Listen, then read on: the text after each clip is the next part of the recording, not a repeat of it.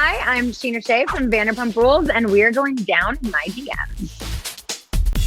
Someone DM'd me and said, "Shady AF of you to show Raquel with another guy."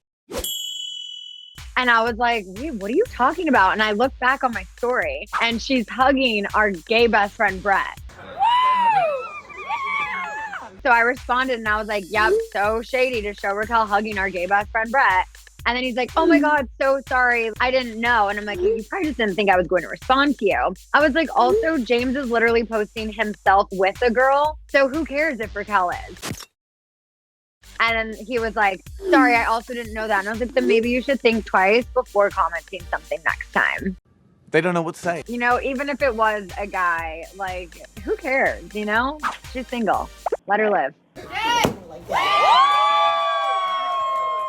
How are you with Lala? I didn't like the way she came for you this season, but are you guys in a good place now? We were good even before the reunion, but obviously, you know, I think just both of us going through the labor birthing experience around the same time and then being so quickly back on a television show, we were really able to understand each other and relate with one another. So that definitely helped rebuild our friendship. And obviously after everything she went through. I changed my first diaper like a week ago. I changed my first one. Randall just changed his first diaper, like in life? I think she realized that she was really projecting with my relationship with Brock. Like she saw, you know, that I had a supportive partner, that I had someone who was there to help me. And she unfortunately didn't have that. I mean, back in my single days, I would have like football players and models like slide in mine. Nima from Shaw's of Sunset. We met at a bar one night. We're both Chargers fans. We were watching a playoff game. And then that night, he slid in the DMs. I think it was just great meeting you. Clearly not a smooth DM slide, right? It worked. It worked. Right? I remember the conversation continued for like hours that night. I was like literally laughing out loud. I was like, wait, you're like actually really funny. And then we ended up going on several dates from those DMs. And now we're literally such good friends. He's one of my absolute closest, dearest friends. But it all started with a DM slide. Always feel a little pervy doing that.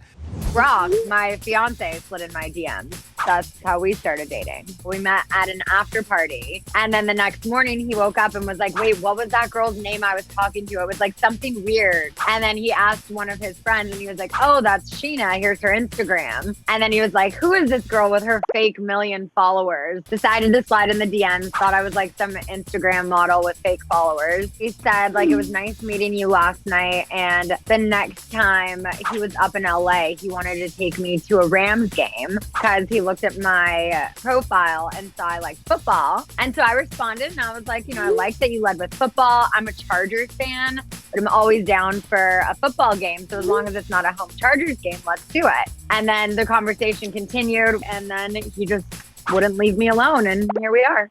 Today, I got a message just saying, I see that Brock has been a regular co-host of yours on Shenanigans. Is this his way to get his voice heard? I care about you guys' opinions. I do. I generally do. It hurts. It reminds me every day. But Ooh, who would my dream podcast guest be? I would love to get Miley Cyrus or Lady Gaga on the podcast.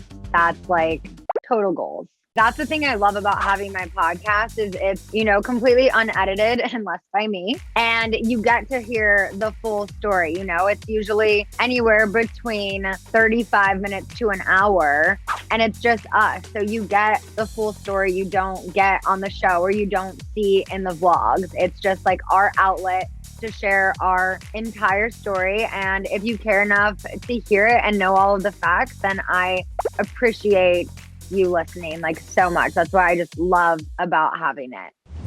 Apparently when I was in the Big Brother house, Beyonce shouted out my birthday. Can you imagine? And I didn't even know it because I was locked up. Thank you so much, Beyonce. I love you so much for shouting me out.